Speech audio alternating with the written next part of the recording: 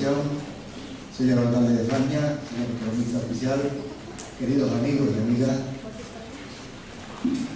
José Miguel ha querido que yo intervenga como anfitrión y lo voy a hacer brevemente, puesto que los protagonistas del acto son el libro y su autor. Pero sí voy a aprovechar para expresar algunas sensaciones que me produce este acto. La presentación de un libro siempre es un acontecimiento cultural, pero la de hoy para mí particularmente tiene un significado especial, porque José Miguel y yo somos amigos desde la infancia. Juntos pasamos muchas tardes en la vieja plaza de San Pedro, en los canteros del Manubial, en mi barrio, en San Pedro Abajo. Teníamos una gran amistad y cuando teníamos 10 años, pues José Miguel se fue para el seminario y yo me fui para el internado de las escuelas pías, de manera que los dos nos topamos con la iglesia. De aquella amistad, pues a mí me quedó el recuerdo. Aquel niño que era muy amigo mío y que desapareció. Hasta que el año pasado, en la bajada al Socorro, no hay momento más oportuno para reencontrarse dos guimareros, pues se acercó a mí y sin que yo lo reconociera, pues nos saludamos, fue un encuentro emotivo. Él me contó su vida, yo le conté la mía, y en aquel momento me dijo que seguía siendo guimarero, cosa que hoy demuestra aquí, ya que ha elegido Guimar para presentar su libro, es decir, que es su pueblo, cosa que le agradezco.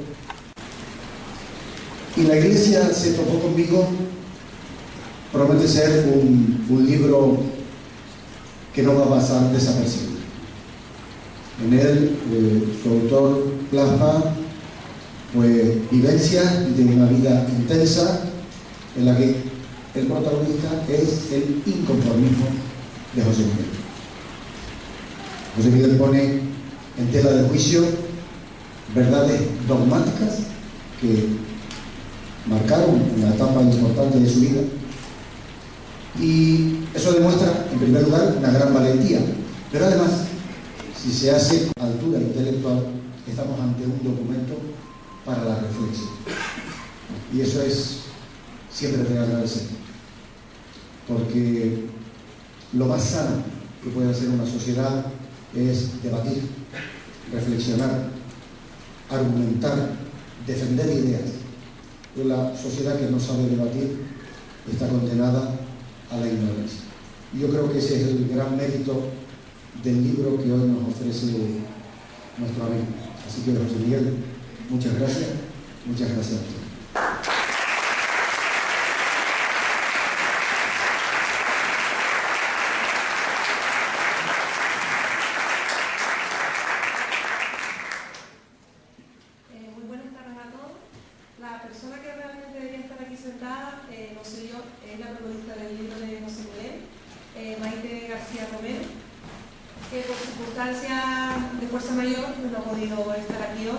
Porque me consta que le hubiese gustado mucho.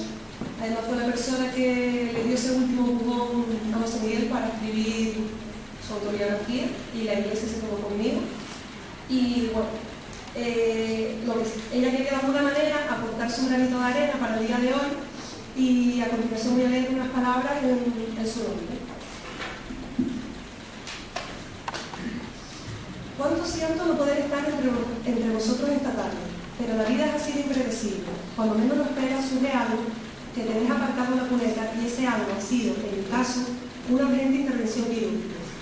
Pero quiero decirte, José Miguel, que mi corazón en este momento no está en Andalucía, sino ahí, a tu lado, y compartiendo contigo, con tu familia y todos tus amigos.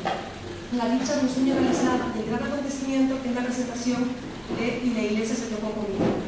Un libro espléndido y preciso, porque es un libro necesario. Un libro que tú tenías el deber de escribir. Un libro que tiene un porqué. Por supuesto que ante este libro de José Miguel yo no puedo ser una lectora imparcial. Me he metido de lleno en los vericuetos de esta historia fascinante.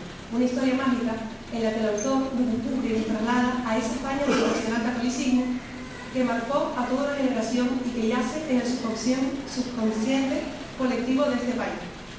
El autor va ordenando la vida de tal manera que compagina libertad y amor, presencia y ausencia, acción y contemplación, hogar e internado.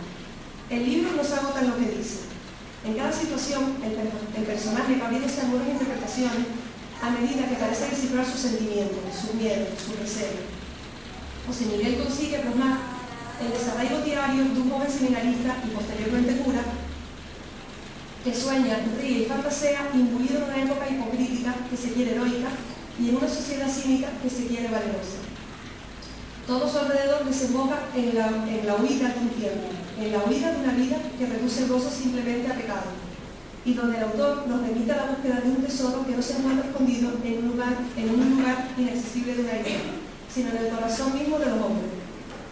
Este tesoro es la generosidad. José Miguel ha perdonado, se ha reconciliado con el pasado y vive abierto a las sorpresas que cada momento le puede descubrir. Es el ahora el que importa, porque ahora es la vida, ahora es la realidad. Bueno, pues yo me hago eco de las palabras tan acertadas de Maite y también me gustaría añadir a continuación que yo conocí a José Miguel a través de su blog Una osada y atrevida aventura. Bueno, en realidad lo conocí hace mucho antes porque mi padre es amigo de él desde mucho antes de nacer yo, pero yo considero que lo conocí a través de su blog porque fue ahí donde conocí su interior realmente, a través de sus vivencias, de las inquietudes y, bueno, y a través de sus palabras, básicamente. Entonces yo era una asidua de ese blog, lo que pasa es que en la oscuridad o en la sombra, como se dice, porque nunca llegué a escribir, pero sí lo seguía.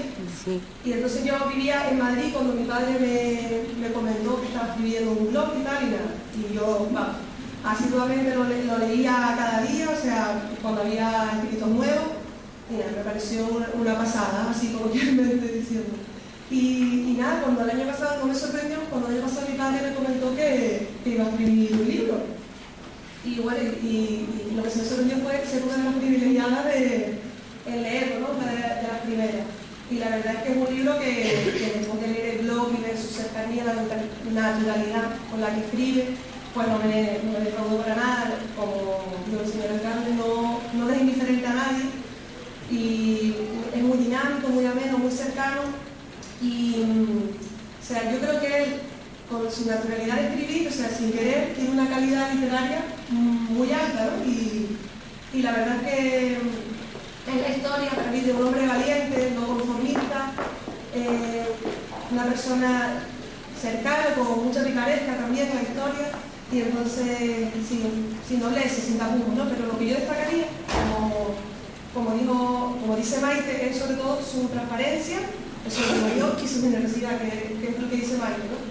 Que yo creo que son dos de las mejores cualidades que puede tener una persona, y José Miguel pues las tiene, y eso, cuando lean el libro, deben comprar, pues lo comprobarán.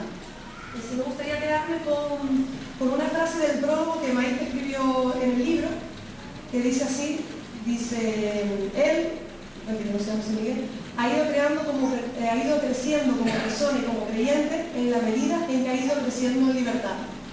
Y yo creo que esa frase resume su historia, o sea, es como el resumen de toda su historia y de todo lo que vamos a encontrar en ese libro. Y yo, para concluir un poco más, darle las gracias a José Miguel por confiar en mí, que estoy un poco nerviosa, como se puede comprobar. Y embarazada 7 meses también, embarazada, que eso influye. Y gracias por confiar en mí, pues, para las primeras lecturas y para estar aquí en sustitución de Maite. Y bueno, darle la enhorabuena por este cuarto hijo. Y bueno, mucha suerte en esta nueva andadura, que incluso será fructífera por la cantidad de gente que está acompañando. Gracias.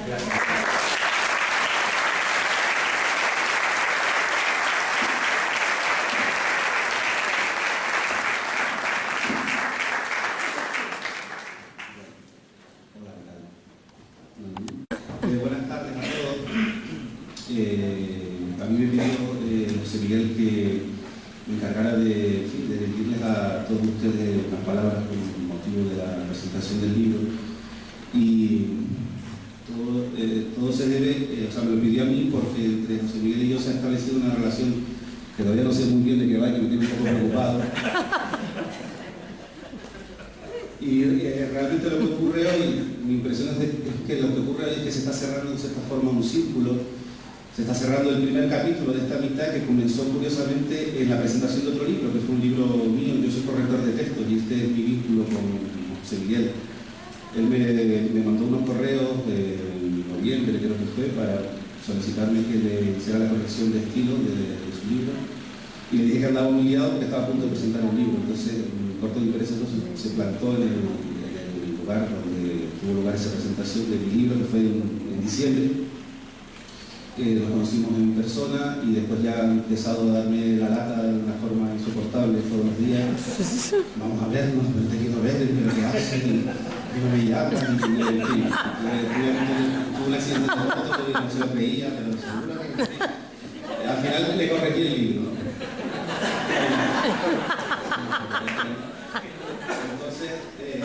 Ay, Dios. En fin, la amistad, digamos que esta amistad que ha surgido entre nosotros, que es cierta, o sea, todo antes de la coña, tiene un poco que ver también con que yo hice mal mi trabajo y mi espíritu. Un corrector de textos, el primer mandamiento de un corrector de textos es no vincularse emocionalmente con el libro que está escribiendo, que está corrigiendo. Por ejemplo, para mí es mejor corregir un libro sobre medicina o un prospecto de un medicamento o en fin, cualquier cosa que a mí me parezca sumamente aburrida, ¿no? Y el trato con el cliente, o sea, con la persona que ha escrito el texto que tú le estás corrigiendo, debe ser por teléfono y por correo electrónico, y punto. Y por cobrar, claro. Ya no cobré, claro. Entonces, en este caso yo hice mal mi trabajo porque digamos que me permití el lujo de caer en el encanto de José Miguel, porque es una persona muy cercana, muy afectiva, muy cariñosa. Ya lo comprobaron durante la lectura del libro y los que lo conocen ya lo habrán podido comprobar también. Y todo eso pues, me llevó a aceptar su petición de que aparte de corregir el libro, pues también le ayudara con otras cuestiones que no tenían que ver exactamente con la corrección, pero sí tienen que ver un poco, por ejemplo, ponernos de acuerdo con Juan Manuel, con el que nos pasamos estupendamente durante la maquetación del libro, en fin, echar una mano en cuestiones de prensa, llamar a algunos medios y tal, y al final ha sido, como dice él, pues los últimos meses de este embarazo han sido fantásticos, ¿no? La cuestión es por qué José Miguel no fue un cliente normal. Pues sencillamente porque el libro que yo estaba leyendo tampoco era normal. O sea, a mí me resultó desde el principio divertidísimo. O sea, es un libro divertido, pero también es un libro descarnado. Después mirar en el diccionario si la palabra es correcta. Descarnado, en fin, muy fuerte, un libro desnudo, digamos. Y aparte es un libro en el que se relata una experiencia que es extraordinaria. O sea, extraordinaria significa que no es ordinaria, significa que es una vida que fue absolutamente... O sea, es maravilloso saber que esta persona que está aquí al lado vivió todo lo que vivió, lo que parece en este libro, y no que lo torturaran ni que estuviera preso ni nada de eso, pero lo que vivió fue algo realmente fuera de lo común. Él vivió sus primeros años en Weimar, además lo describe fantásticamente, ¿no? En esos correteos por las calles, bicicletas sin freno, en fin, las cosas que hace un niño, ¿no? Lo que hacían aquellos niños. Seguro que Rafael también hizo alguna barbaridad, y ahora es alcalde, imagínate. Pues, es lo que tira la democracia. Entonces, pues, claro, y de repente a los 11 años, por circunstancias que no vienen ahora al caso, pero que en el libro se explican perfectamente, se ve metido en un seminario, ¿no? Tiene que ser algo muy fuerte, ¿no? A pesar de que él, lo explica en el libro, es creyente, lo era de pequeño, y su entorno familiar era también muy creyente, tal vez en exceso, ¿no? No en la condición de creyente, pero sí en lo que muchas cosas negativas del ser creyente implican, ¿no? Y entonces, claro, cuando yo empiezo a ver cómo él va creciendo y sigue en el seminario, porque claro, el seminario no estuvo un año, ni 2, ni 3, ni 4, ni 5, estuvo 13 años. Y los 13 años son claves, ¿no? Porque fueron la preadolescencia, la adolescencia, la juventud, el momento de llegar a la edad adulta, y todo eso entre 4 paredes húmedas de la laguna, y les puedo asegurar que la laguna es húmeda, porque yo vivo allí. Y claro, con unas personas, como lo llaman los grandes hermanos, que lo asesoraban para convertirse en ministro de la iglesia. Pero el ministro de la iglesia, ¿se dice así? ¿Ministro de la iglesia? El ministro de Cristo. Pues,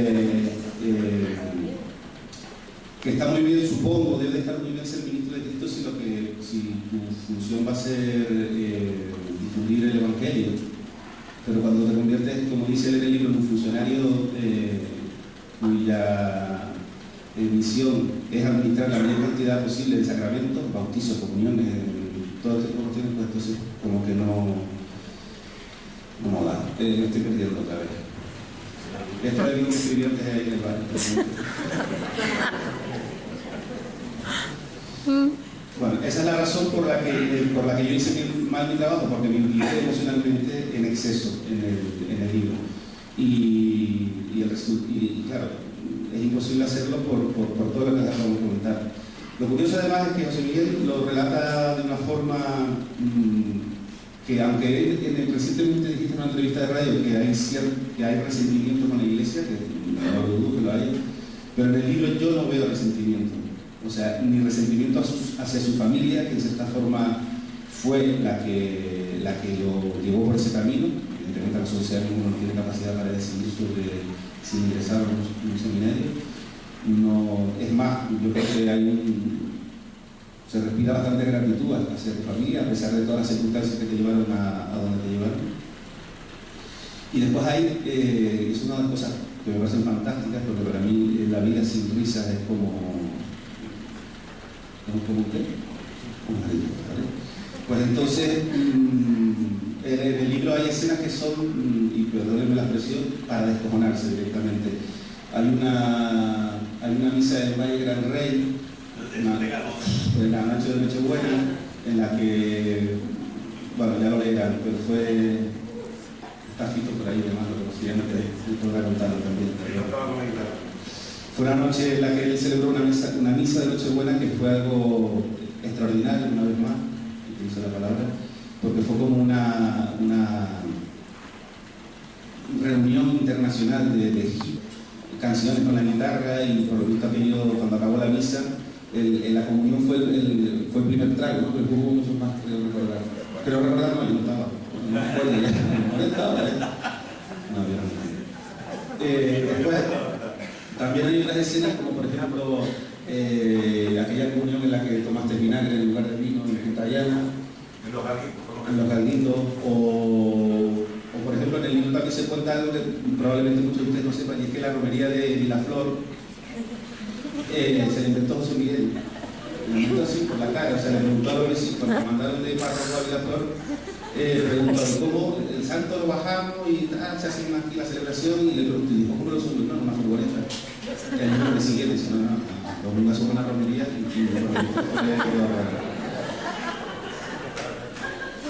pero el libro tiene mucho más que eso también. El libro es muy serio también. Entonces, en este libro aparecen cosas, hay por ejemplo una escena que a lo mejor los más jóvenes la recordarán, pero las personas que tenemos unos añitos sí la recordamos, que fue aquella vez que el Papa Juan Pablo II dirigió su dedo índice de una forma agresiva a Ernesto Cardenal, un fantástico poeta nicaragüense que estuvo por aquí hace poco, por cierto. Ernesto Cardenal es poeta, sacerdote católico, y fue ministro del gobierno nicaragüense de la época del Frente Sandinista.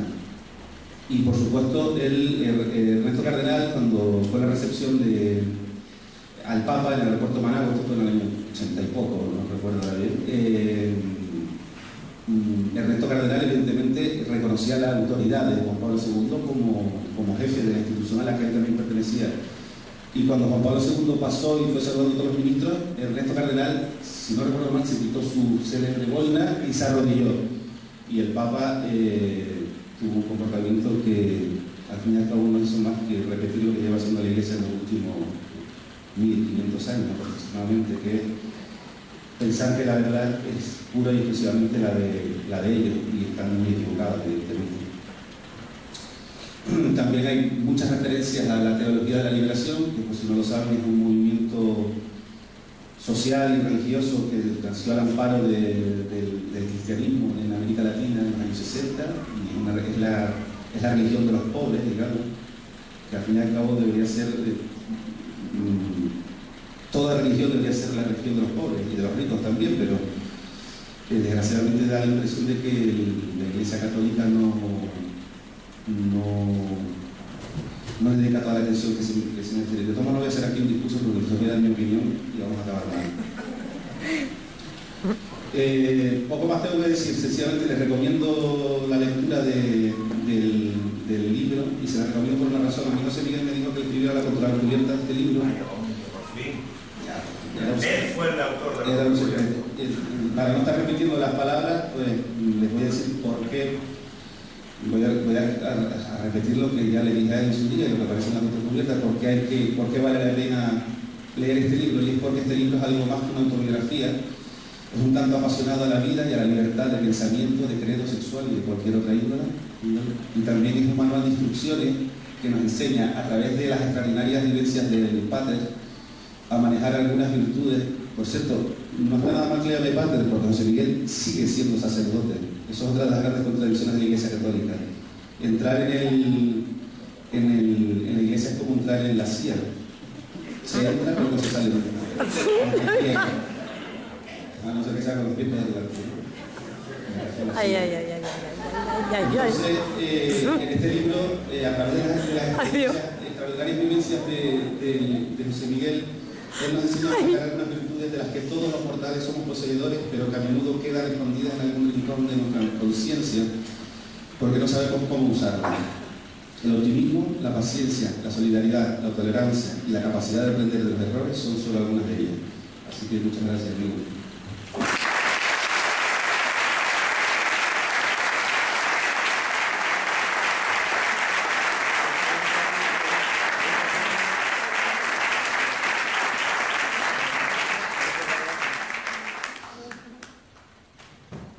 ¿Cuánto tiempo es el que marca el protocolo? Porque esto no es como una homilía. 5 minutitos. 5 minutos para agradecer. En primer lugar, agradecer vamos a nombrar a la gente que está afuera. Maite García Romero, que acaba de sufrir una intervención quirúrgica y por eso no puede estar aquí.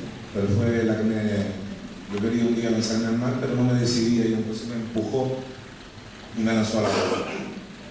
Y porque leí un día una especie de resumen que hice en un blog, y bueno, pues entonces me animó, pues la historia de tu vida y tal, bueno, y ahí se produjo, digamos, la primera chispa. Y entonces, bueno, pues Maite, que quede presente aquí, en este momento, gracias a la vida, a Dios y a todos los dioses, todos los santos, y gracias a todos nosotros también, los seres humanos que la queremos. Ese mioma que tiene, que le extirparon, pues ha resultado pues, benigno, ¿no? Está muy feliz, está muy contenta, y bueno, Maite ya, Noemí, testigo también de su mejoría. O sea que nuestra energía positiva ya ha dado resultado. También otro amigo que acaba de sufrir también una operación, Richie, que es compañero de mi pareja, de banco, y por tanto también amigo, también quería estar aquí, pero no ha podido porque también sufrió una operación. Y bueno, ya se está recuperando, le está costando mucho, pero por favor, energía positiva, que le tenemos que mandar. Y hay mucha más gente que quería estar aquí, pero no ha podido por circunstancias, lo de siempre, ¿no? La estadística, 20 o 25% que no viene por circunstancias últimas o porque no le da la gana. Irrespetable. Entonces, pues a toda la gente que quería estar aquí y no puede estar, a toda la gente que está fuera, que evidentemente no puede estar porque por circunstancias de lejanía, me concentro, hago el y los traigo aquí. ¿Vale? Y gracias a... Vamos a empezar por la mujer, la niña primero. Gracias, Noemi, por aceptar mi propuesta de sustituir a Maite. Ella dice que tenía mucho pánico, pero es una chica muy despartanada, es hija de Bernabé Piri, o sea que ya eso es el 50% de éxito, ¿no? y de estar con una naturalidad tremenda. Gracias también a Rafael, porque desde el primer momento que vine desde el primer momento que pensé en Weimar, para la presentación de mi libro, pues por supuesto, de la misma manera que dije la primera misa aquí, en la iglesia de San Pedro, pues también pensé, ¿por qué no dar a luz a esta criatura que quiero pues, compartir con toda la gente? Gracias, Rafael, por esa disponibilidad, gracias a Pedro Damián y a todo el pueblo de Weimar, que siempre, a pesar de la distancia y a pesar de los años que han pasado, pues siempre me acoge con un cariño tremendo. También tengo que decir algo que a lo mejor ustedes no saben, y que es que Javi Medero, que está por ahí también, le recordó a Rafael, muchachos, que el día que tenemos el pleno. Y cambiaron el pleno para ayer. Ayer o ayer, o para el viernes que viene. O sea que incluso hasta eso se han portado genial. Y bueno, ¿qué decirles aquí del mano derecha que tengo aquí? Ramón se ha convertido, menos mal que me gustan mucho las mujeres, porque si no es que... Ramón ha sido, si Maite me empujó al mar, Ramón me ha acompañado en la travesía nada del peligro. Como él muy bien decía y describía, hubo un feeling especial de entrar, incluso hasta le dije, Ramón, ¿tú serías capaz de presentar mi libro? Él ni lo dudó, no sé por qué, pero no lo dudó, por supuesto. Y a partir de ahí pues ha surgido una relación profesional, amiga, hermano, de estar de whatsappeo todo el día y de mensajes por teléfono y tal, que ha sido bestial, la amistad que tengo ya ahora con él. Entonces muchas gracias, Ramón, sobre todo por tu empeño en divulgar esta historia que efectivamente tú dices que como cliente pues no deberías haber hecho esto, pero es como la profesoría de la una historia a una de la profesora o del profesor. No. Sí, pero literariamente. Bueno, y ya para terminar y por darles a ustedes la palabra, porque la tienen, ustedes no tienen mi libro, como me decía Merchi, una amiga me lo decía en Facebook, dice hasta mañana la historia es tuya, pero a partir de mañana la historia será nuestra. Y me dio las gracias. Entonces, se ve como 5 columnas encima. Yo le quiero dar las gracias a todos los amigos y amigas que tengo en este mundo, a toda la gente que he conocido a través de mi historia. Aquí hay gente, para mí, es un momento único y irrepetible. Aquí tengo amigos de la infancia, que jugamos al guigo en las plataneras de Don Pancho en la calle Doctor Díaz Núñez. Por ahí está Jorgito, vecino mío de la calle Doctor Díaz Núñez, por ahí está Antonio Lázaro, que sé que está por ahí también, Carlos y algunos, Lolo, Toño, en fin, aquí José Luis está por ahí también, o sea, gente que compartimos partidos de fútbol, que arreglamos huertas para jugar al fútbol, y estos días, si yo les cuento todas las anécdotas que han pasado estas 2 últimas semanas, no se lo van a creer. O sea, me encontraba José Luis Batista, por ejemplo, por decirle algo, ¿no? Así que no lo veía en 30 años. El otro día en Tacolón te voy a ver. Pero tío, tú, ¿de dónde vienes? Se va a aparcamiento de aquí arriba. Tío, pero increíble. O sea, que gente que te come hace 30 años no cuesta precisamente ahora, ¿no? Para que estén aquí a este momento. Gente después del seminario. Aquí hay seminaristas también. Y que compartieron aquí el alcalde de Fania, también yo sé que no te vas no te vas a avergonzar de esto porque tú estuviste compartiendo conmigo cama, bueno, cama sí, pero separado, que corran ahí. Mesa, comimos juntos y jugamos juntos al fútbol, nos cabreamos, pero nos hicimos amigos al final. O sea, es increíble. Luego también tengo aquí, pues, cura. También hay un cura aquí, Anderson, que entró conmigo en el seminario y fue él y yo de ese curso. De los 45 que entramos, fuimos los dos que salimos cura. Él sigue en activo, pero en mi onda, y yo, pero relegado, ¿no? Pero sigo siendo cura. Hasta que el Vaticano no me mande una orden y me diga, se acabó.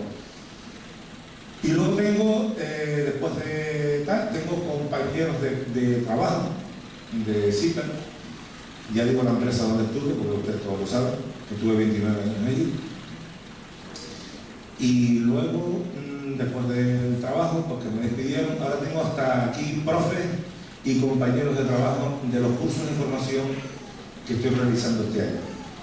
Y está Javier Medero, estoy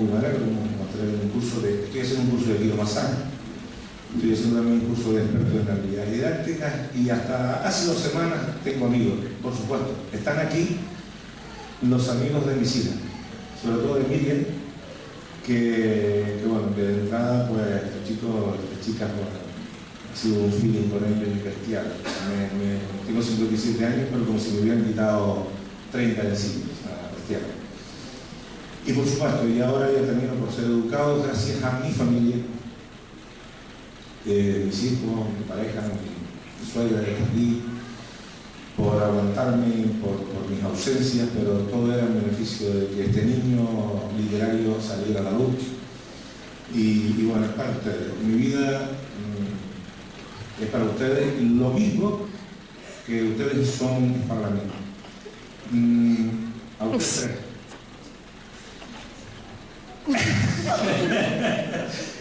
Tranquiliza. No, para mí no venga.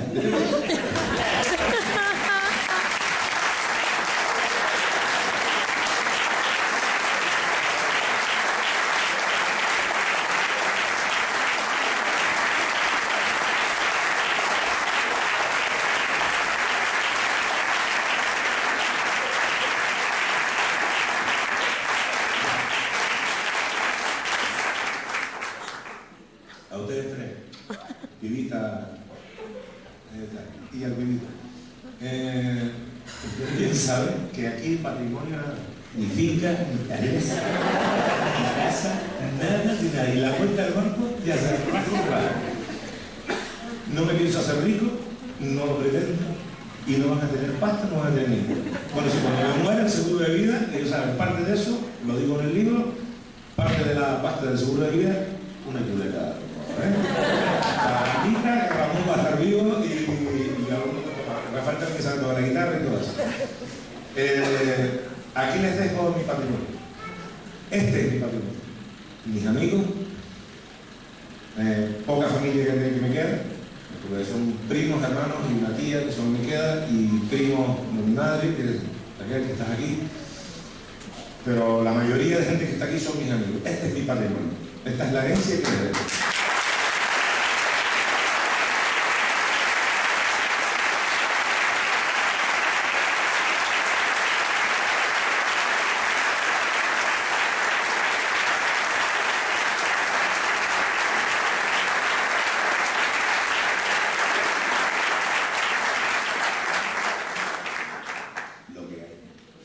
Si te gusta, si no te gusta. ¿Alguna pregunta? Empieza el... Sí, porque ya nos estamos pasando la pregunta, ¿no? Venga. No sé cuál. Claro. Mira, lo un poquito de pantalón. Tito. Pero es gente de confianza. Claro, si tienen algo que decir, bien, y si no, ahí hay una botella de vino y unas